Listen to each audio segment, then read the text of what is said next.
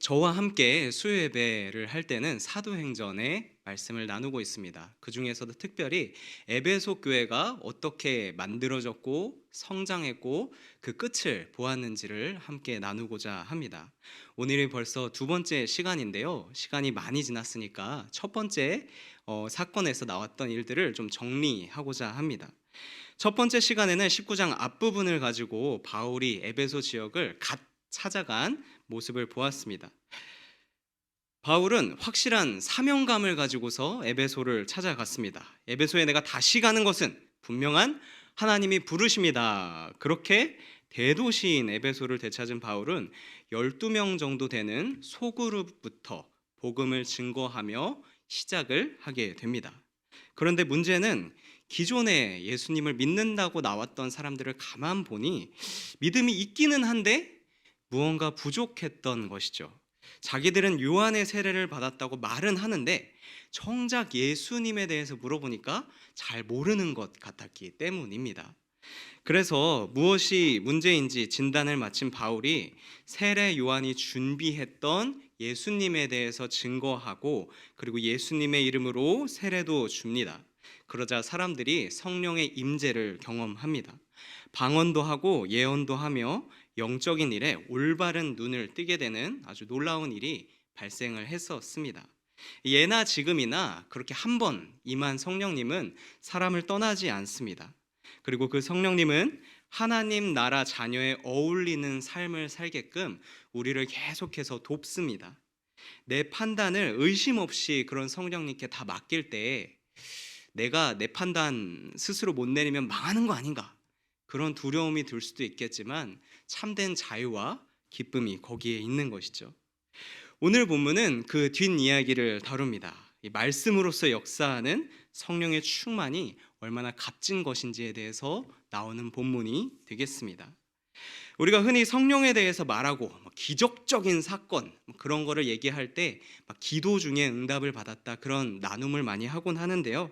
네, 그것도 귀하고 값진 경험이지만 오늘 말씀에서는 특별히 말씀에 대한 순종과 사모함이 그에 못지않은 능력과 영향력을 갖고 있다라는 점을 보게 될 것입니다.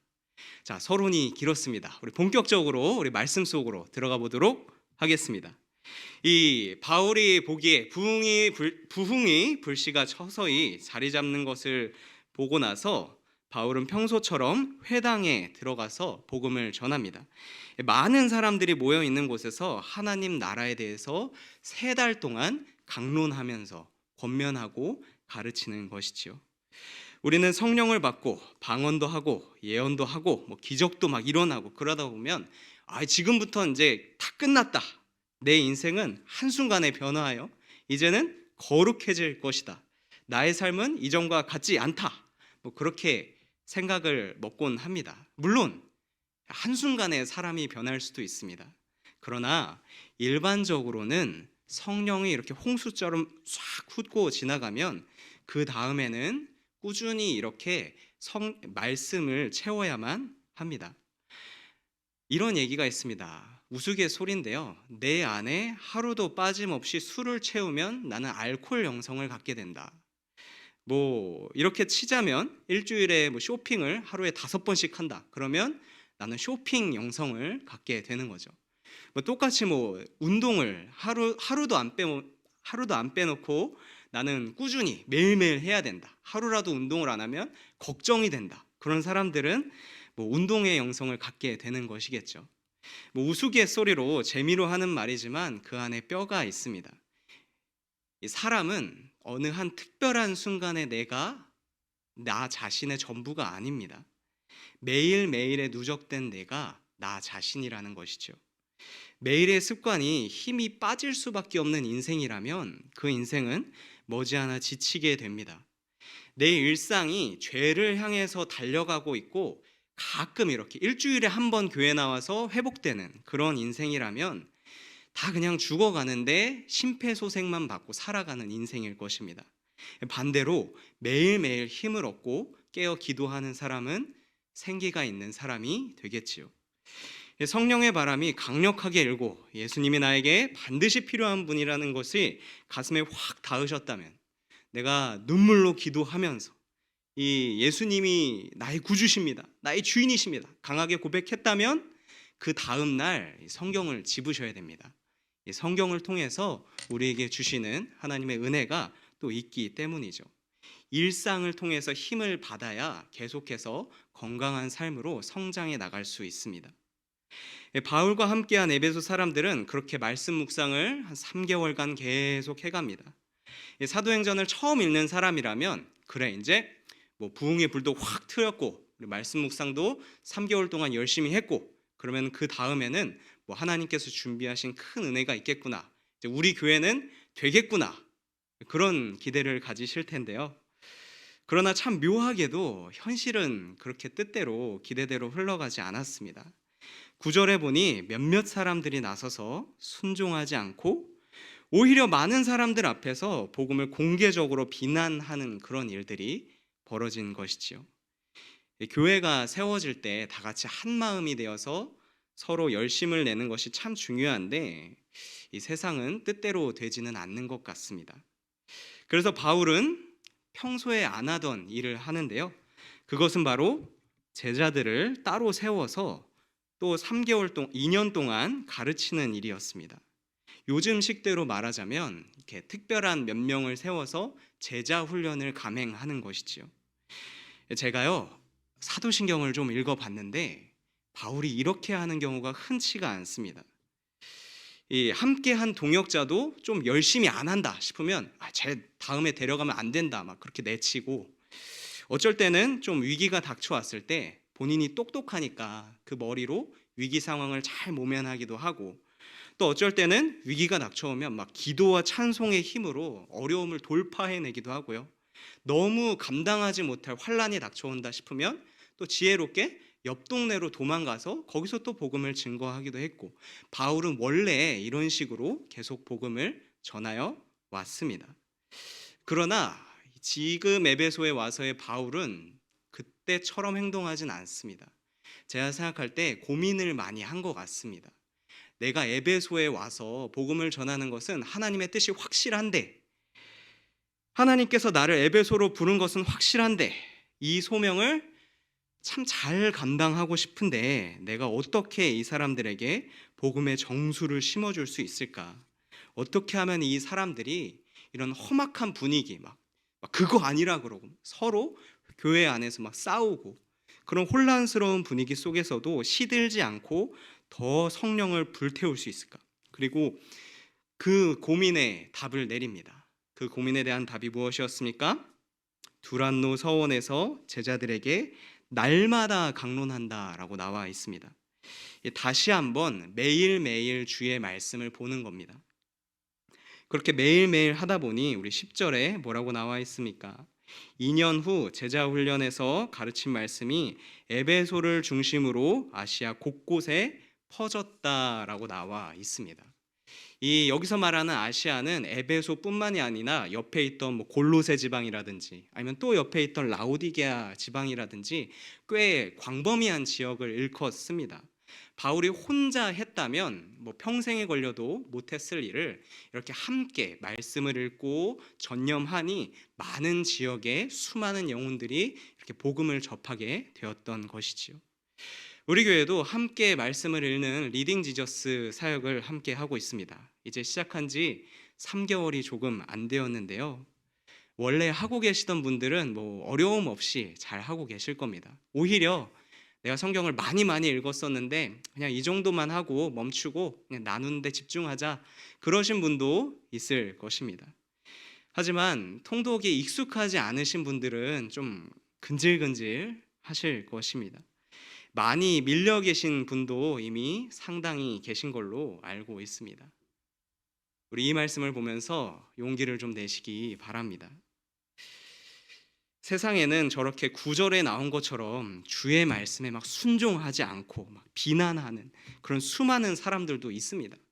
세상에는 그런 사람도 있지만 어쨌든 나만큼은 우리 바울의 제자가 되어서 죽이 되든 밥이 되든 함께 끝까지 말씀을 배워야겠다, 그런 의지가 있어야 합니다. 그래야 교회 안에서 끝까지 가게 됩니다. 이 당시 바울의 제자 훈련은 낮 11시서부터 한 4시 정도까지 진행이 되었을 것으로 추측합니다. 왜 하필 이 시간이냐? 왜냐하면 에베소는 낮에 굉장히 더운 지역이어서 낮 11시서부터 4시까지는 하고 있는 일을 모두 멈추고 잠깐 쉬어야만 했던 것이죠. 저도 에베소에 잠깐 관광을 갔을 때 느낀 점은 우산을 쓰지 않고 이 시간대에 바깥을 돌아다녔던 게 너무너무 어려웠다라는 점입니다. 우산을 쓰고 있으면 그늘이 있어서 그늘 안에서는 어떻게 해서든 좀 지낼만 한데 햇볕으로만 나가면 그렇게 걸어 다니고 활동을 하면 너무 빨리 체력이 소진이 되는 것이죠. 에베소는 대도시였으니까 사람들도 많이 있고 뭐 그 사람들이 다 농사만 짓는 것은 아니었으니까 이 아침에 나와서 일찍 일하고 그리고 낮에 쉬었다가 저녁에 다시 일하는 그런 생활 패턴이 있었던 것 같습니다. 그래서 어떤 사람은 낮에 1시에 이 에베소에 깨어 있는 사람보다 오히려 밤 1시에 잠 안 자고 깨어 있는 사람이 많았다. 뭐 그런 이야기도 하는 겁니다. 낮에 너무 더우니까 그때 잠깐 쉬고 밤에 다시 일어나는 거죠. 남들 일할 때 다 일하지만 남들 자고 다 쉴 때 바울의 제자들은 모입니다. 그래서 하루 5시간씩 성경을 배운 겁니다. 매일매일요. 복음을 잘 전수하고 싶은 이 바울의 마음과 그 복음을 잘 배우려는 제자들의 열심이 참 돋보입니다. 우리가 리딩 지저스 하는데 하루 30분이면 읽고 묵상하고 다 할 수 있습니다. 단톡방에 이 완독 안 올리시는 분들은 그냥 습관적으로 하는 거니까 그렇게 안 올리고 계신 줄로 믿습니다. 우리 성령의 도우심을 구하며 꾸준히 계속 같이 해보도록 하십시다. 우리 11절에 보니 하나님이 바울의 손으로 놀라운 능력을 행했다라고 나옵니다. 이제 하나님의 때가 찬 겁니다. 2년 3개월 정도 있고 충분히 많은 사람들이 복음을 어느 정도 알아듣자 하나님께서 바울을 사용하시는 거죠. 바울이 무슨 능력이 나옵니까? 바울의 손수건이나 앞치마를 가져다가 병든 사람에게 얹으면 뭐 병도 치유되고 뭐 귀신 들린 사람도 깨끗이 낫게 되는 것입니다. 참 놀라운 기적입니다. 여기서 궁금하실 수가 있습니다. 바울이 남자인데 무슨 바울이 손수건을 갖고 다니냐? 무슨 바울이 남자인데 무슨 주방도 안 들어갈 것 같은 사람이 앞치마를 이렇게 갖고 다니냐라고 궁금하실 수 있죠. 바울은 순수하게 복음만 전하는 전업 선교사가 아니라 그 지역에 가서 천막도 짜고 천막 짜는 기술을 이용해서 아마 배에 돛도 달아주고 하는 그런 부업을 감당해서 자비량으로 선교했던 사역자였습니다. 그래서 바울도 또한 낮에 열심히 일하고 그리고 남들 잠깐 쉴 때 같이 성경 공부하고 밤에 남들 다시 깨서 열심히 일할 때 자기도 이제 천막 짜고 일하는 거죠. 그러다 보면 땀을 닦을 손수건도 필요하고 우리가 생각하는 부엌에서 입는 앞치마는 아니더라도 작업하는 사람들이 있는 앞에는 뭔가 가릴 수 있는 그런 것들이 필요한 것이지요. 그런 것들을 사람들이 작업용으로 쓰던 것들을 가져가서 사용했던 것입니다. 이때 당시에는 막 소위 마술사 그런 사람들이 내가 가지고 있는 소품은 굉장히 특이한 것이어서 나는 이 수정구슬로 마법을 부릴 수 있습니다. 뭐 그런 식의 미신을 뿌리고 다니는 사람들이 많았기 때문에 뭐 병든 사람이 있으면 더 상위의 신의 이름을 부르면 그것으로 병든 사람을 고칠 수 있다. 뭐 그런 미신 있지 않습니까? 그렇기 때문에 뭔가 바울이 이렇게 믿는 그런 하나님도 능력이 있지 않을까 상상한 것이지요. 물론 이들의 방법은 틀렸습니다. 미신을 섞어서 우리 하나님도 이렇게 역사해 주지 않을까 이해한 것이니 말입니다. 엄밀히 말하면 잘못된 믿음이지만 하나님은 이들을 긍휼히 여겨 주십니다. 그래서 이들의 수준을 맞춰 주시죠. 그래서 이들이 믿음대로 했더니 병이 치유되고 바울의 손수건을 얹었더니 악귀가 떠나가는 그런 역사가 일어나게 됩니다. 우리 놀라운 것은 13절에 있는데요. 함께 읽어보도록 하겠습니다. 이에 돌아다니며 마술하는 어떤 유대인들이 시험 삼아 악귀 들린 자들에게 주 예수의 이름을 불러 말하되 내가 바울이 전파하는 예수를 의지하여 너희에게 명하노라 하더라. 아멘. 몇몇 유대인들이 이렇게 하나님의 역사를 흉내내는 겁니다.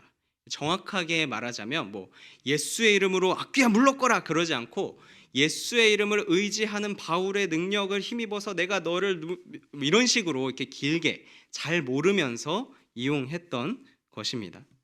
이 마술사들도 예수가 잘 뭔지는 모르지만 이게 효능이 있다, 힘이 있다는 것은 주워 들어서 알게 되는 것이죠. 우리도 수리수리 마수리 그런 주문을 무슨 뜻인지는 모르지만 외치지 않습니까? 교회 안 다니는 사람들도 막 가위가 심하게 막 며칠째 누르고 그러면 머리맡에 십자가 두고 잡니다. 막 소금도 뿌리고 막 팥도 던지고 합니다. 그게 뭔 뜻인지는 모르지만 하여튼 그렇게 합니다. 외워서 하는 것이죠. 지금 이 사람들도 그렇게 하는 겁니다. 그러다가 결국 사단이 납니다. 스게아의 7 아들이 귀신 들린 사람을 불러다 놓고 수리수리 마수리 예수의 이름으로 이렇게 비슷하게 주문을 내서 흉내를 한 것입니다. 이때 아주 제대로 걸립니다. 귀신이 대답하죠. 내가 예수도 알고 바울도 알지만 너희는 누구냐?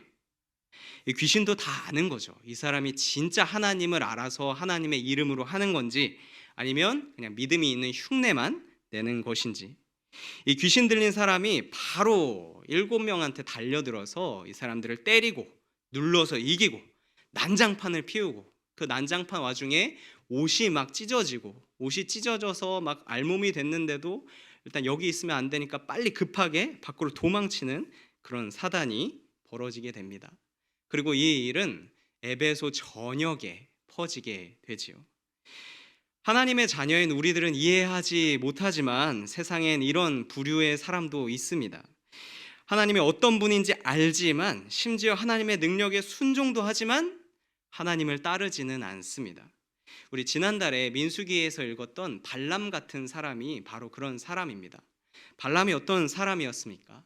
발락 왕이 많은 돈을 주면서 이스라엘 백성들을 저주해달라 부탁하니까 그 돈을 받고 싶어서 저주하러 옵니다. 근데 와서 보니까 하나님의 뜻이 명확합니다. 이스라엘을 저주하지 말라. 하지만 일단 순종은 하죠. 하지만 나는 저 돈을 받고 싶은데 하물며 왕이 막 너 왜 저주 안 하냐 막 호통을 치는데 어떻게 합니까? 하나님의 뜻에 불순종은 못하겠지만 하나님의 뜻을 존중하지는 않고 하여튼 내 맘대로 다 하고 싶은 거죠. 그래서 발락 왕한테 이스라엘 백성들이 어떻게 하면 타락할 수 있는지 비법을 알려줍니다. 그들에게 이방 여인과 결혼하게 해서 차근차근 물들이게 하면 그들도 하나님에게서 떠날 것이다 하고 말입니다. 하나님이 누구인지도 알고 순종은 하지만 그 뜻을 존중하지는 않는 것이죠. 예수님이 거라사 지역으로 갔을 때 거기에 귀신 들린 사람이 나옵니다. 귀신 들린 사람이 예수님을 보고서 말하죠. 예수님 왜 벌써 여기 오셨습니까? 예수님 왜 당신이 여기 와서 나랑 무슨 상관인데 지금 무슨 일을 하시려고 이렇게 당황해하는 모습을 볼 수 있습니다. 귀신도 예수님이 누군지 아는 겁니다. 예수님이 능력이 있다는 분인지 있는 것인지 알죠. 예수님 명령하면 순종할 수밖에 없습니다. 하지만 나한테는 관심 좀 꺼주셨으면 좋겠고 나한테는 좀 말씀하시지 마시고 나는 그냥 있는 듯 없는 듯 그냥 모른 척하면서 내버려뒀으면 좋겠다. 그렇게 내 맘대로 살고 싶다. 그런 마음으로 살아가는 것입니다. 이런 사람들, 이런 마귀의 권세는 진짜 정확합니다. 저 사람이 신앙이 있는 사람인지 아니면 마지못해서 믿음이 있는 척 흉내만 내는 사람인지 말입니다. 진짜 하나님을 믿고 인생을 거는 사람인지 아니면 나한테 세상에서 필요한 거 다 달라고 하나님 협박하고 그대로 안 되면 하나님 탓하기에 그치는 사람인지 귀신같이 알아챕니다. 우리도 급하면 막 마음이 막 조급해지고 하면 필요하니까요. 새벽 예배를 온다든지 아니면 평소엔 그냥 막 흥에 겨워서 불렀던 찬양 가사를 갑자기 막 깊이 묵상한다든지 여러 신앙의 방법들을 사용합니다. 이것만 놓고 보면 제대로 잘 하고 있는 것입니다. 그러나 수준이 좀 있으신 분들은 이것만 하면 안 됩니다. 이 기회를 통해서 하나님과의 관계를 만들어야 합니다. 그냥 이거 하면 좋대, 남들이 좋다는 거 나도 그냥 똑같이 하고, 그리고 내가 많이 봉사하면 예전보다 내가 한 게 있으니까 하나님께서 나에게 복을 더 많이 주시지 않을까? 이렇게 1차원적으로 생각하면 안 되죠. 그러면 바울의 손수건을 가져다가 그냥 병든 사람한테 올려놓으면 치료된대 하고서 그대로 하는 사람하고 다를 바가 없습니다. 예수님에 대해서는 잘 모르지만 귀신 앞에서 예수님의 이름으로 떠나가라, 팥 던지고 마늘 던지고 그런 사람이랑 다를 바가 없는 것이죠. 믿음 없이 그냥 뭔가 열심히 해서 하나님이 나를 긍휼히 여겨주셔서 그래 그거라도 어디냐 하고서 위기를 모면하잖아요. 감사하긴 하죠. 하나님의 능력이긴 하죠. 내 삶의 간증거리긴 하죠. 그러나 그게 지나간 후에 내 영혼의 그 고난과 그 신앙의 열심과 내가 그 간절했고 우리 안에서 함께 나누었고 그게 다 내 영혼에 무슨 소용입니까? 그냥 지나가 버렸는데. 하나님과 관계를 만들어야 합니다. 어떤 목사님이 이런 경험담을 이야기해 주신 적이 있습니다. 본인 교회에 아주 주관이 또렷하신 여자 집사님께서 계셨다고 합니다. 좋게 얘기하면 추진력이 있어서 뭘 해야겠다면 착착착 해내고, 나쁘게 얘기하면 누가 막 말리고 뜯어 고쳐도 절대 고집을 안 꺾는 거죠. 잘 지내고 있었는데 그러던 어느 날 이분의 남편이 죽을 병에 걸립니다. 남편이 평소에도 신앙이 없는 사람인데 어떻게 하나 다 같이 고민을 하던 차에 이 여자 집사님이 어디선가 기가 막힌 소문을 듣고 목사님을 찾아옵니다. 어떤 불치병자가 병상에서 세례를 받더니 갑자기 병이 다 나았다고 하는 겁니다. 물론 성령이 역사하시면 병이 다 나을 수 있죠. 그게 교회든 아니면 직장이든 병상이든 하나님의 능력은 제한이 없으니까 모든 곳에서 다 일어날 수 있습니다. 그 안에 예수의 이름으로 병이 치료되는 역사가 왜 없겠습니까? 그래서 이 이야기 속에 목사님께 이 집사님은 사정을 했답니다. 우리 남편 병상이 있지만 그래도 좀 잘 준비하고 다 들고 가서 세례 좀 받게 해주세요. 제발 한 번만 가서 우리 남편 세례 좀 해달라고요. 문제는 이 남편분이 신앙이 없습니다. 자기는 안 받겠다고 버티는 사람한테 가서 이렇게 세례 받으라고 이렇게 할 수가 없는 것이죠. 세례는 분명히 본인의 믿음이 있어야 받을 수 있는 것인데 그냥 주문 외우듯이 예수의 이름으로 이렇게 병마야 물러가라 수리수리 마술 이렇게 하는 사람과 받는 사람이 다른 마음으로 진행할 수가 없는 것입니다. 여기서부터 이 여자 집사님이 굉장히 답답해하는 것이죠. 나는 지금 급한데 왜 교회는 세례를 주지 않느냐고. 내가 그동안 교회를 위해서 한 게 얼마고 이 교회를 몇 년을 수십 년을 다녔는데 그거 하나 못 해주냐고. 우리 남편 그대로 죽는 꼴 보고 싶어서 그러느냐고 말입니다. 세례를 하나님께서 주시는 은혜를 완전히 잘못 이해한 것이죠. 고린도 후서 12장 9절 말씀입니다. 함께 읽겠습니다. 나에게 이르시기를 내 은혜가 내게 족하도다. 이는 내 능력이 약한 데서 온전하여 짐이라 하신지라. 그러므로 도리어 크게 기뻐함으로 나의 여러 약한 것들에 대하여 자랑하리니 내게 머물게 하려 함이라. 아멘. 우리는 두 손에 그리스도의 능력을 막 휘어잡고 은혜 나가라 능력 나가라 이렇게 부리는 사람이 아닙니다. 마지막에 나온 것처럼 내 안에 그리스도의 능력이 머물게 하려 애쓰는 사람들이죠. 이 나의 뜻은 최대한 줄이고 하나님의 뜻을 받아서 그 능력대로 세상을 대리 통치하면서 살아가는 사람들입니다. 거창하게 얘기하면 그렇고요. 이거를 내 삶 속에서 어떻게 그래서 지금 어쩌라는 거냐 이렇게 적용하는 것은 방법이 따로 있습니다. 그것은 바로 평소에 내가 주의 말씀으로 무장을 해 있는 것입니다.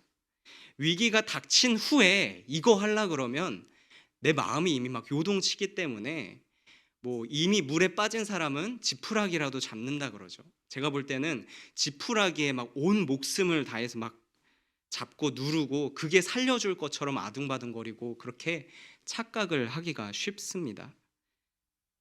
그러니까 평소에 나를 향한 하나님의 뜻과 능력을 알고 있어야 하는 것이죠.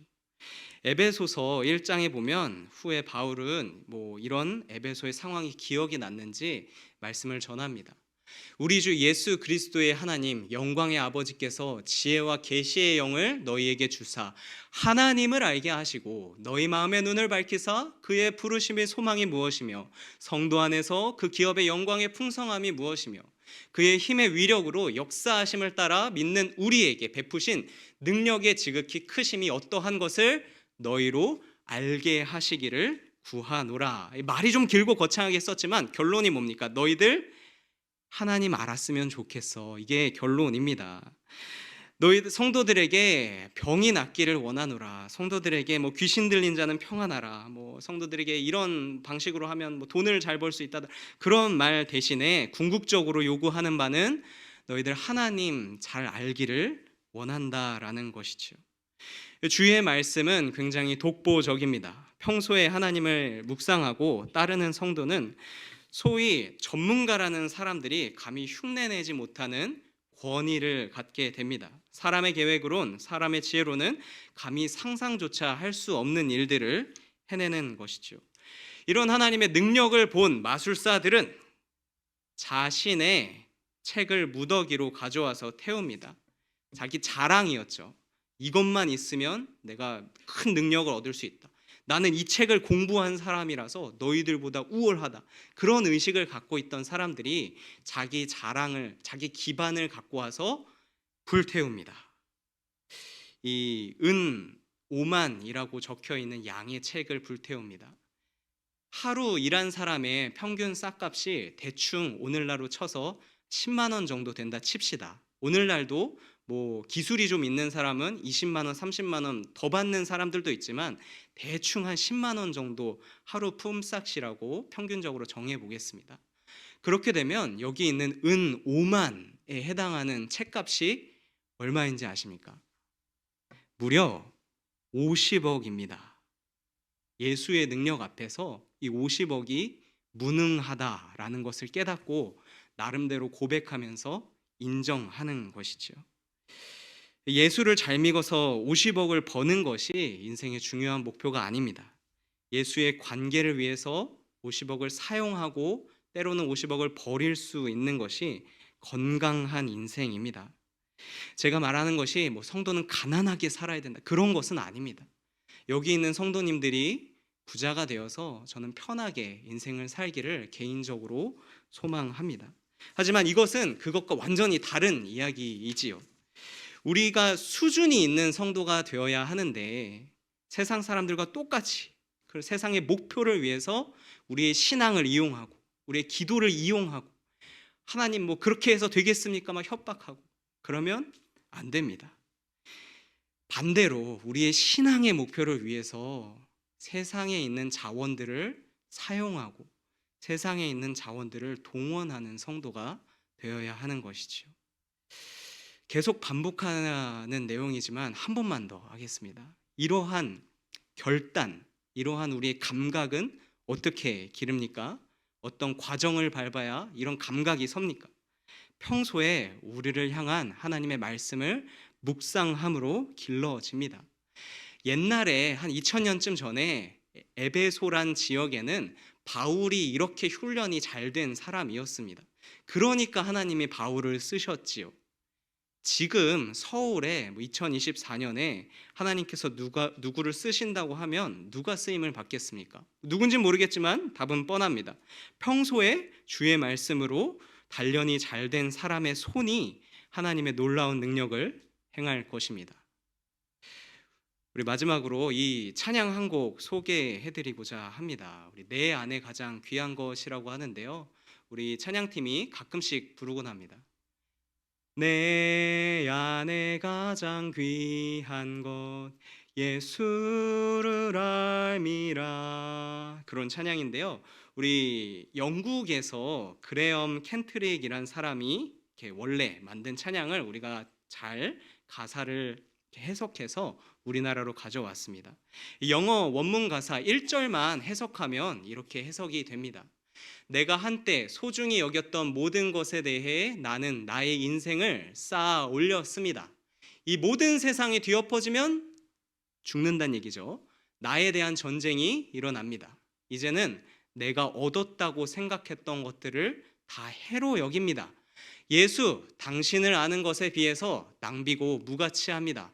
당신을 아는 것, 이보다 더 위대한 것은 없습니다. 당신은 나의 모든 것이자 가장 좋은 분입니다. 당신은 나의 기쁨, 나의 의로움이십니다. 주님을 사랑합니다. 예수님을 아는 것이 가장 귀한 것이라고 했으니 얼마나 우리 마음에 참 귀한 고백이고 은혜가 되지 않습니까? 제가 이 찬양 만든 사람의 홈페이지를 영어로 쳐서 들어가 봤습니다. 그랬더니 이분이 영국에서는 이 찬양이 이렇게 불리고 있습니다 라고 소개해 놓은 글귀가 있더라고요. 이 찬양은 보통 예배에서도 사용할 수 있습니다. 하지만 사람의 죽음을 기리는 장례식에서도 부를 수 있습니다. 그리고 인생의 새로운 출발을 준비하는 결혼식에서도 지금은 많이 불리는 찬양입니다 라고 말입니다. 예수님을 알아가는 것은 특별한 날에만 하는 것이 아닙니다. 일상이 되어서 마치 숨 쉬듯이 자연스럽게 매일매일 우리가 집중해야 하는 것이죠. 물론 매일매일 해야 된다고 해서 쉽게 하거나 저절로 되거나 하지는 않습니다. 투자해야 됩니다. 하루 30분만 하루 30분만 우리 리딩 지저스 읽으며 함께 힘내 봅시다. 하나님은 그냥 일하시기도 그냥 아무것도 없는데 갑자기 막 일하시기도 하지만 말씀으로 준비가 된 사람을 즐겨 사용하십니다. 하나님의 능력을 막 보이려고 하는데 그때 내가 준비되어 있지 않으면 어떡합니까? 제 일하는 것만 봐야죠. 그렇게 내 신앙이 막 10년, 20년 막 쌓여가는데 맨날 내가 준비가 안 돼 있어요. 내가 봐온 거라곤 잘 준비가 돼 있는 사람이 쓰임받는 것만 봤어요. 그러면 얼마나 초라한 신앙으로 남겠습니까? 이 말씀에 순종하며 단련되어서 하나님의 마음을 시원하게 하고 세상을 놀라게 하는 우리 능력 있는 성도가 됩시다.